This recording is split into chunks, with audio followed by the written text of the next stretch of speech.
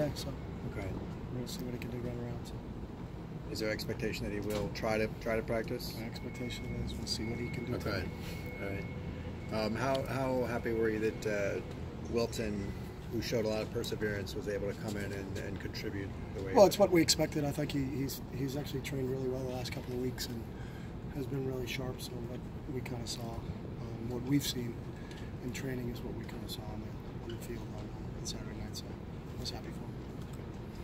The penalties, I know it's been kind of an ongoing season thing, and then no, it really hasn't. I mean, there's been a couple games we've been outstanding. We only had 4 against Cal, so 2 offsides and only actually 1 15-yarder. So there's been some games where we've been really good at it. There's been other games where we haven't, but it's something we have to certainly clean up. We had 2 on special teams, and then we had 3 illegal procedure penalties on the offensive side of the ball, which those are just unacceptable. We got to need to clean that up. Hands to the face. You understand sometimes maybe your target gets high.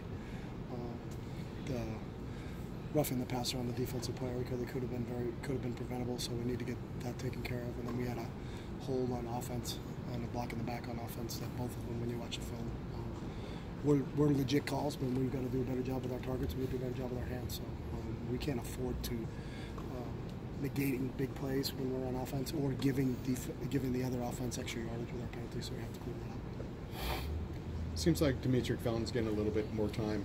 What has he done? No, he hasn't. Actually hasn't. I mean, he's played the same amount in every game, so I think he's gotten a few more touches, but the playing time for him hasn't increased or decreased. He's been giving us everything. I think he's doing a heck of a job in terms of what we ask him to do. He can block really well. He's got really, really good hands, and he's done a really good job in some of the run stuff that we used him on. So credit to him for what he's gotten accomplished so far. Is he a guy that can help stretch the field too? Is that what he brings to the field? I think he brings everything to the field. I think he's not just a one-dimensional player. I think he can do everything that I've seen. How do you handle the shortened week with the practices?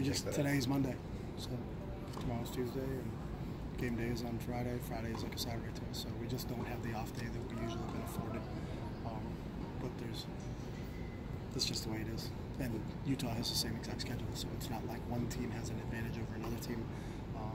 They played yesterday too, so we're all on a 6-day week instead of a 7-day week. So. Will you shorten practices or try to build in recovery in other ways? Yeah, we've always been really good at the recovery aspect of things. So we monitor our guys very closely in terms of everything that they do. So we'll adjust accordingly to the individuals. Go ahead. What did you see from Ethan Fernea to get him on the field? What did you see him? Well, he's just been playing better in all phases, and we're trying to develop our depth. And, has contributed really well on special teams, and so there's certain things we can use him for on the offensive side of the ball. But again, those are all things that we've seen in practice out of him. So, guys can display things when we're in practice sessions, and it gives them an opportunity to earn playing time. So. What have you watching the film? What did you see from the offensive line, like their performance in that game? I thought they were okay. There were some miscommunication problems that they need to work on that we need to clean up. I think that led to some of the negative yardage plays we had on the offensive side of the ball. But I thought overall they did a good job, especially in the fourth quarter when we really needed it. We had a 6-play drive for a touchdown. We went 75 yards, and then we had the 12-play drive at the end that made up 6 minutes and 45 seconds of the clock. So I thought they did a really good job. And what do you think was the reason for Joshua Kelly's slow first half? Excuse me? What do you think was the reason for Joshua Kelly's slow first half? I don't look at first half, so I'm not. We're not. We grade the whole game. So I thought Josh played a really good game for us, and we were excited about what he did for us. Is there anything you changed in the run game in the second half, like at halftime, to adjust? No, we didn't change anything. We called the same plays we called in the first half. They just seemed to work a little better.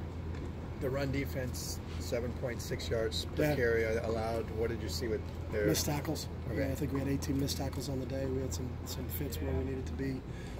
And then when the ball got spilled, when it got spilled back, we didn't make the tackles the way we need to make tackles. You got to be a sure tackling team, especially against a good back like that. I think he presented some problems there, but we got to do a better job. Because we're going to see a lot of the same stuff from Utah, similar schematically, offensively.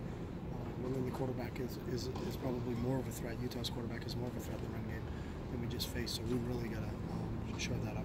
You talking about Taylor or Brightwell with the both of them? Okay. You guys good? Yep.